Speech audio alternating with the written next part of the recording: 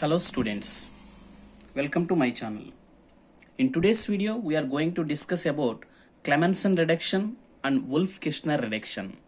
So these two are the reduction reactions. So these two are the reduction reactions of carbonyl compounds. Carbonyl compounds.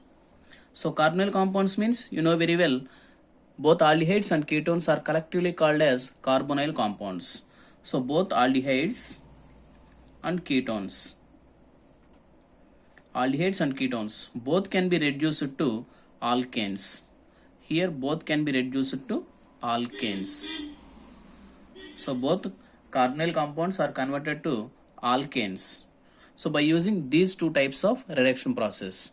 So generally you have to know one fundamental concept, that is, so generally the carboxylic acids upon reduction produces carbonyl compounds. So here you have to remember this point. The carboxylic acids upon reduction produces carbonyl compounds. So these carbonyl compounds further reduced to form alcohols. Okay, so what are carboxylic acids? They have general formula RCOOH. So these can be reduced to carbonyl compounds, means both aldehydes and ketones. Aldehydes means RCHO, that is RC double bond OH. Ketones means RCOR. So these again further reduced to form alcohols, ROH. Okay, simply you can write like this also, RCH2OH. So carboxylic acids reduces to carbonyl compounds and these carbonyl compounds reduces to alcohols. So this is the most fundamental concept. So the backward reaction is also true. That means alcohols upon oxidation, it produces carbonyl compounds. So these carbonyl compounds further oxidizes to form carboxylic acids. Okay, so this is the general process, but here we are trying to get alkanes from carbonyl compounds. So that means carbonyl compounds reduces to alkanes. So in order to get alkanes from carbonyl compounds, we have to use a suitable reducing agents. So by using these two reactions, we can prepare alkanes from these carbonyl compounds. Okay, so you have to remember this fundamental conversion. So this is the most fundamental conversion which we can come across in our syllabus. Remember carefully. So carboxylic acids upon reduction produces carbonyl compounds. These again reduces to alcohols. Again, alcohols oxidizes to form carbonyl compounds. These carbonyl compounds oxidizes to form carboxylic acids. Okay. So now let us move on to our reactions. Those are Clemmensen reduction and Wolff-Kishner reduction. So both reduces carbonyl compounds to alkanes, but the reagent is different here. So first one is Clemmensen reduction.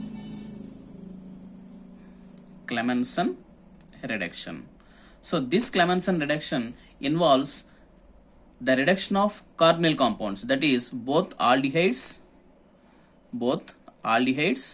and ketones. Aldehydes and ketones are reduced with zinc amalgam. Amalgam means mercury. So amalgamated zinc here. Zinc amalgam and concentrated HCl to produce alkanes. So these two converts to alkanes, whether aldehydes or ketones, both can be converted to alkanes in presence of zinc amalgam and HCl. So this reagent is called Clemmensen reducing agent here.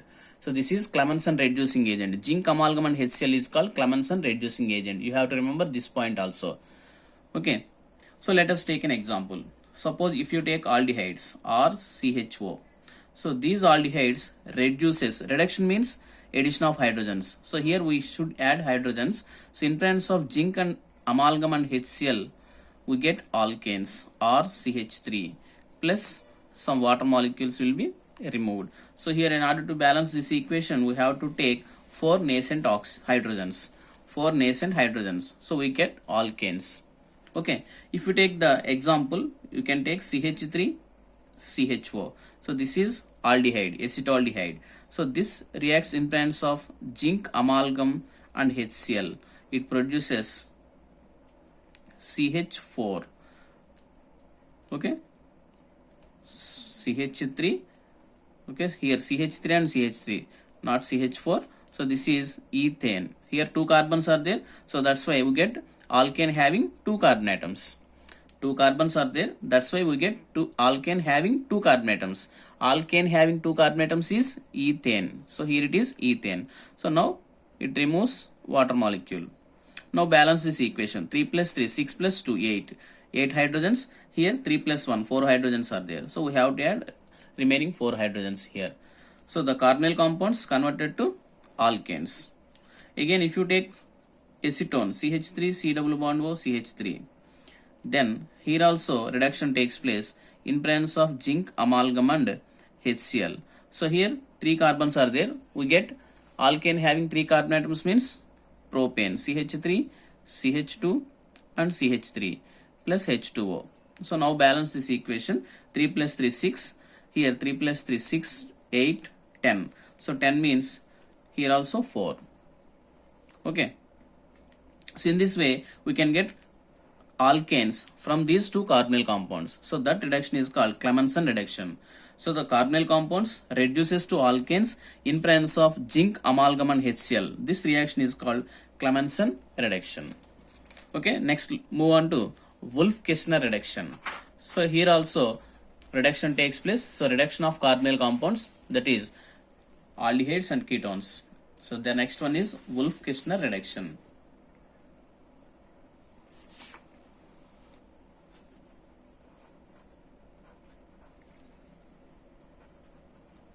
Wolff-Kishner reduction. So here this Wolff-Kishner reduction also reduces carbonyl compounds to alkanes. So here also the reduction of carbonyl compounds takes place, that is aldehydes or ketones. So if you take aldehydes or CHO, aldehydes reduces in presence of NH2 and NH2. NH2 means here NH2 means amine or NH2 means general formula of amines. Here two NH2 groups are there, so it is called diamine. Diamine. Two NH2s are there, that's why it is called diamine, or also called as hydrazine. This is called hydrazine or diamine. So here the carbonyl compounds reacts with hydrazine or diamine. Here it undergoes condensation. So condensation means with loss of smaller molecules. Here it loses water molecule, so it forms RCH double bond N and NH2. So upon heating with basic medium, that is KOH. So upon heating with KOH in presence of a solvent like ethylene glycol, in presence of solvent like ethylene glycol, it is heated nearly at 453 to 473 Kelvin. So when it is heated with base, that is alkaline. So alkaline means alkaline substance means these are the basic substances which are soluble in water. So the bases which are soluble in water is called alkaline. So the basic substances which are soluble in water are called alkalines. So the basic compounds which does not dissolve in water are not called as alkaline substances. Okay, clear? So alkalines means the bases which are dissolved in water are called alkaline substances. So here KOH dissolves in water, so that's why it is called alkaline. Okay, so now we get alkanes. So that means RCH3 with loss of nitrogen gas. So here nitrogen gas will be eliminated and alkanes are produced. So this is alkane. This is alkane. So this reaction is called Wolff-Kishner reduction. So carbonyl compounds reduces to alkanes in presence of hydrazine. That is called Wolff-Kishner reduction. So similarly, if you take ketone also, RC double bond O and R. So this also reduces in presence of hydrazine with loss of water molecule. It produces RCr double bond N and NH2. So again reaction with alkaline at high temperature in presence of ethylene glycol. This ethylene glycol acts as solvent here. So at a temperature of 453 to 473 Kelvin to produce RCH2 and R. So this is also alkane. So if you take any one example, suppose if you take acetone. we get CH3, C double bond O, CH3. This is acetone. We are taking alkyl group. That alkyl group may be methyl group. So with reaction with hydrazine, with loss of water molecule, it produces CH3, C double bond, again CH3, N and NH2. So again reaction with KOH in presence of ethylene glycol at 453 to 473 Kelvin, same condition. So we get CH3, CH2 and CH3. This is propane. Okay, so in this way we can get alkanes from carbonyl compounds. So this reduction is called Wolff-Kishner reduction. So Wolff-Kishner reduction takes place in presence of hydrazine. Okay, so here both in case of Clemmensen reduction and Wolff-Kishner reduction, so both reactions are same. That means the reagent is different. So both involves the conversion of carbonyl compounds to alkanes. Okay, and next, here is a question of the day. Here is a small question for you. So please comment me the answer in comment box. So here hydrazine is there, that is NH2 and NH2. So in this hydrazine, the nitrogen undergoes which hybridization? Nitrogen undergoes which hybridization? So here each nitrogen consists of one lone pair of electrons. So this nitrogen involves in which hybridization? Please comment me the answer in comment box. So I gave you some explanation regarding this hybridization in previous videos. So I will give you the link in the description. You can go through with the hybridization concept. So please comment me the answer in comment box. Thank you. So I hope you like this video. Please subscribe to my channel and comment me the answer in comment box. Thank you.